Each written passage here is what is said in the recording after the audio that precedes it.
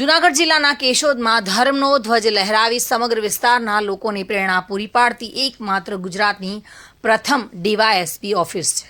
કેશોદના Mangrol road પર આવેલી DYSP office માત્ર ગુનેગારોને પકડીને સજા અપાવી એટલું પૂરતું જ કામ નથી કરી રહી, પરંતુ અનેક વિવિધ સેવાકીય પ્રવૃત્તિ કરવામાં પણ હંમેશા અગ્રેસર રહે છે.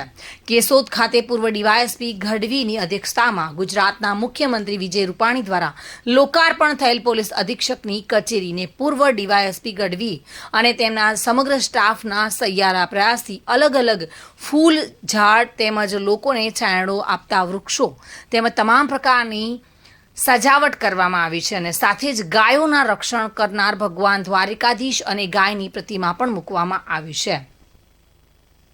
અને આ પોલીસ અધિક્ષક કચેરીમાં ધર્મનું બીજ રોપાયું છે.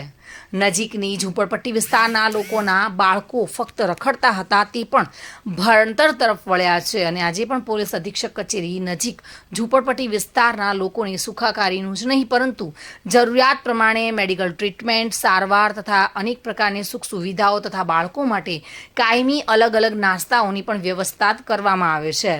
રમતગમતના સાધનો, તેમના માટે કપડાં, બૂટ, ચપ્પલ તેમજ 24 કલાક માટે પીવાના પાણીની વ્યવસ્થા આ ઓફિસ દ્વારા કરાય છે. આજરોજ મારા પૂજ્ય સ્વર્ગવાસી પિતાશ્રી હરકિશનદાસ લાલજીભાઈ અટારાની જન્મતિથિ નિમિત્તે ડીવાયએસપી ઓફિસ કેશોદ ખાતેના આજુબાજુના ગરીબ વિસ્તારના જે બાળકો છે એમને નાસ્તો પાણી કરાવ્યા. આ કાર્યક્રમના આયોજનમાં ડીવાયએસપી ઓફિસનો સમગ્ર સ્ટાફ તેમજ ડીવાયએસપી શ્રી ઠક્કર સાહેબ અને તેમના ધર્મપત્ની પણ આ તકે હાજર રહ્યા હતા અને આ કાર્યક્રમના આયોજનની અંદર હેતલબેને અમને ખૂબ જ સહકાર આપેલો હતો.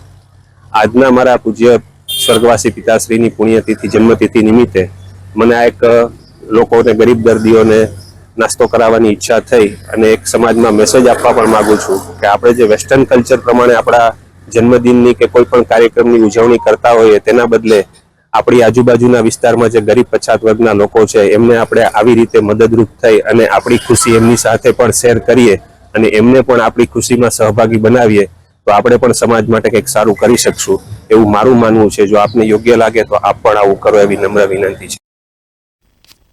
મધુ રાવલિયા સાથે bureau report, today Gujarati news.